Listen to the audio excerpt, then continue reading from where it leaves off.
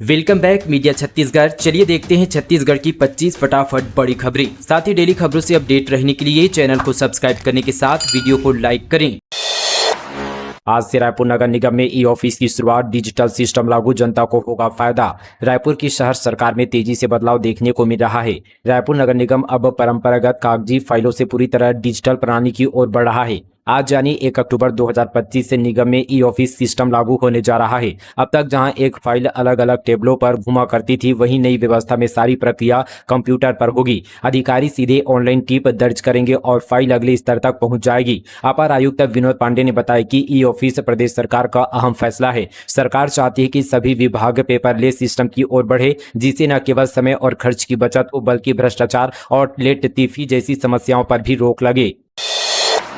Tax free होगी Chhattisgarhi movie बलिदानी राजा। गुरु बालक दास सीएम सानी की घोषणा, रमन सिंह भी रहे मौजूद। मुख्यमंत्री विष्णुदेव साय राजधानी रायपुर स्थित अंबुजा मॉल के सिनेमाघर में छत्तीसगढ़ी फिल्म बलिदानी राजा गुरु बालक दास को देखने पहुंचे। मुख्यमंत्री साय ने कहा कि बलिदानी राजा गुरु बालक दास फिल्म साहस और शौर्य की अनुपम गाथा है। गुरु बालक दास ने अंग्रेजों एवं पिंडारियों द्वारा किसानों पर किए जा रहे अत्याचार और भुखमरी के विरुद्ध न केवल संघर्ष किया, बल्कि समाज को संगठित करने का भी प्रयास किया। उन्होंने शिक्षा का अलख जगाने, सामाजिक सद्भाव को बढ़ाने और अंग्रेजों की दमनकारी नीतियों का विरोध करने के साथ ही स्वतंत्रता संग्राम में भी महत्वपूर्ण भूमिका निभाई। मुख्यमंत्री शाह ने घोषणा करते हुए कहा कि फिल्म बलिदानी राजा गुरु बालक दास को छत्तीसगढ़ में टैक्स फ्री किया जाएगा, ताकि अधिक से अधिक दर्शक इस प्रेरणादायी गाथा को देख सके और अपने इतिहास और विरासत से जुड़ सके। साय कैबिनेट की मीटिंग में बड़ा फैसला, 100 स्पेशल एजुकेटर की भर्ती होगी। कर्मचारियों को मिलेगा शॉर्ट टर्म लोन, दिव्यांगजनों के लिए राहत। मुख्य सचिव ने किया पदभार ग्रहण। मुख्यमंत्री विष्णुदेव साय की अध्यक्षता में महानदी भवन में कैबिनेट की बैठक हुई। इस बैठक में सभी 14 मंत्री शामिल हुए। मीटिंग में 3 प्रमुख फैसले लिए गए। दिव्यांगजन के कल्याण के लिए 24 करोड़ 50 लाख रुपए की बकाया राशि एकमुश्त चुकाने का निर्णय लिया गया है। 100 स्पेशल एजुकेटर की भर्ती करने का भी फैसला लिया गया है। एक्सपायरी बीज से किसानों की फसल खराब, 80 से 90 हजार की लागत, लेकिन 50 हजार के मुआवजे से हर नाराज, 3 महीने बाद भी काट रहे हैं चक्कर। बेमेतरा जिले के किसान एक्सपायरी बीज से खराब हुई फसलों के मुआवजे को लेकर परेशान हैं। किसानों का कहना है कि उन्होंने प्रत्येक एकड़ पर 80 से 90 हजार रुपए खर्च किए, लेकिन जांच और प्रक्रिया के बाद उन्हें केवल 50 हजार रुपए का मुआवजा दिया गया, जो उनके मुताबिक घाटे का सौदा है। वहीं मामले में जांच अधिकारियों और बीज कंपनी के दुकानदार के बीच साठगांठ के आरोप भी सामने आए हैं। दरअसल पूरा मामला बेमेतरा जिला के ग्राम कंदई, सेमरिया, पदुमसरा सहित आसपास के ग्रामीण अंचलों का है। यहाँ 20 से 25 किसानों ने फूल गोभी बोने के लिए लीलाधर राठी खाद्य दुकान से लिया था, जो बाद में एक्सपायरी निकली। किसानों को लाखों का घाटा सहना पड़ा। किसानों ने कंपनी पर कार्रवाई और मुआवजा की मांग की। इसके बाद प्रति एकड़ 50 हजार रुपए मुआवजा राशि दी गई, लेकिन वह कम मुआवजे से लेकर नाराजगी जताई है।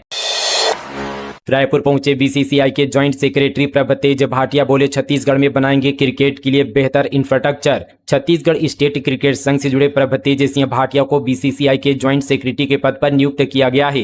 बीते दिन बीसीसीआई के नवनियुक्त संयुक्त सचिव प्रभतेज सिंह भाटिया रायपुर पहुंचे, जहां उन्होंने मीडिया से बातचीत कर भविष्य की योजनाओं को साझा किया। उन्होंने कहा कि छत्तीसगढ़ में क्रिकेट को बढ़ावा देने के लिए पर्याप्त इंफ्रास्ट्रक्चर और मैदानों का विकास किया जाएगा। बीसीसीआई और सीएससी छत्तीसगढ़ में क्रिकेट को बढ़ावा देने और खिलाड़ियों के उत्थान के लिए निरंतर कार्य कर रही है। छत्तीसगढ़ में जूनियर और सीनियर स्तर के बोर्ड मैच कराने पर जोर रहेगा। इसके लिए राज्य में और अधिक मैदान बनाने के प्रयास किए जाएंगे। खिलाड़ियों के लिए बेहतर सुविधाएं और अकादमी विकसित की जाएगी।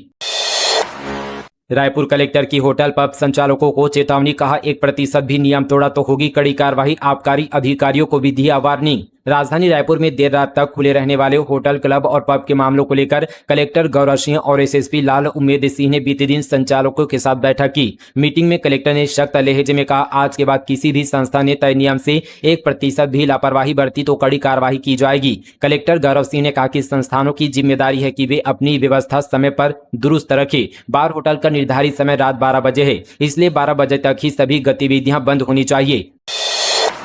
बीजापुर से यूपी के 3 फेरी वाले लापता, नक्सलियों पर अपहरण का शक, जांच पर जुटी पुलिस। बीजापुर से 3 फेरी वाले रहस्यमयी तरीके से गायब होने से इलाके में हड़कंप मच गया है। बताया जा रहा है कि तीनों फेरी वाले उत्तर प्रदेश के रहने वाले हैं और गांव-गांव घूमकर कपड़े, कंबल और तिरपाल बेचते थे। परिजनों ने आशंका जताई कि नक्सलियों ने तीनों का अपहरण किया है। पुलिस मामले की जाँच पर जुटी है। जानकारी के मुताबिक बीजापुर जिले के नक्सल प्रभावित से बाशागुड़ा व भोपालपट्टनम एरिया से 3 फेरी वाले गायब हुए हैं।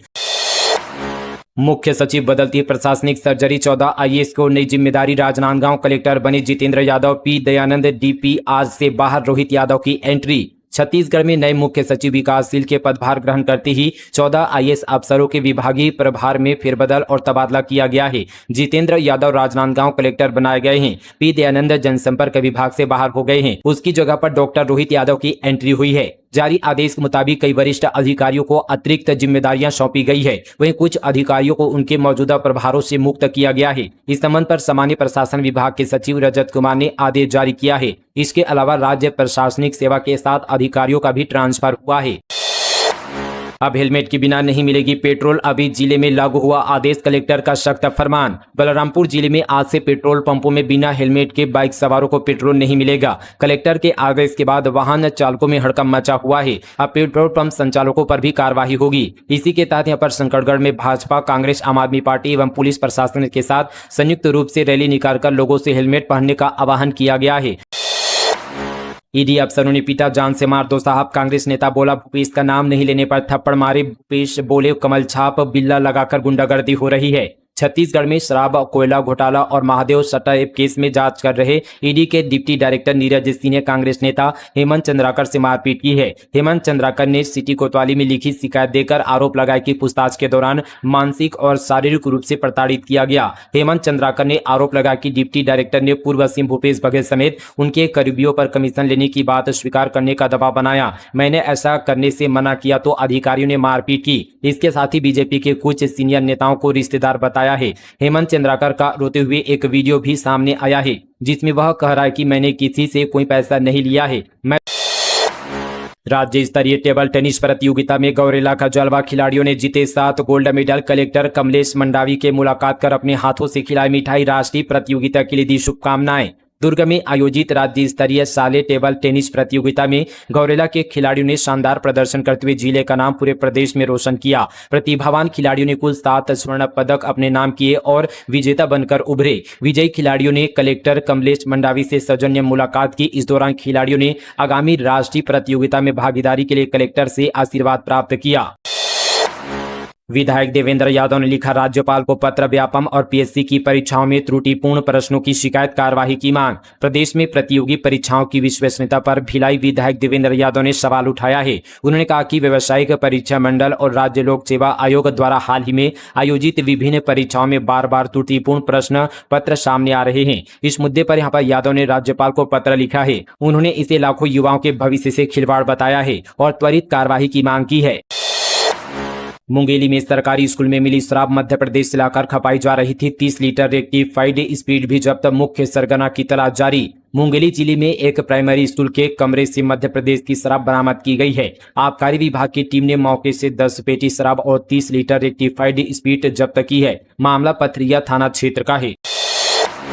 शांति वार्ता को लेकर माओवादी संगठन में 2 फाड़। केंद्रीय कमेटी ने की तेलंगाना स्टेट कमेटी की आलोचना। कहा बड़े कैडर की उपस्थिति में लिया गया शांति वार्ता का फैसला। शांति वार्ता को लेकर माओवादी संगठन में 2 फाड़ हो गया है।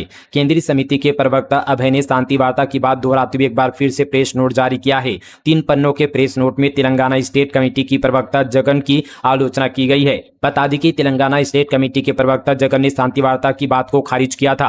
अब माओवादी कमेटी के केंद्रीय प्रवक्ता अभय ने कहा कि शांति वार्ता का फैसला बड़े कैडर की उपस्थिति में लिया गया है। लोगों को इस शांति वार्ता में भरोसा हो, इसलिए प्रेस नोट में फोटो जारी किया था। ईमेल आईडी भी जारी की गई थी ताकि माओवादी संगठन के अंदर का लोकतंत्र जीवित रहे।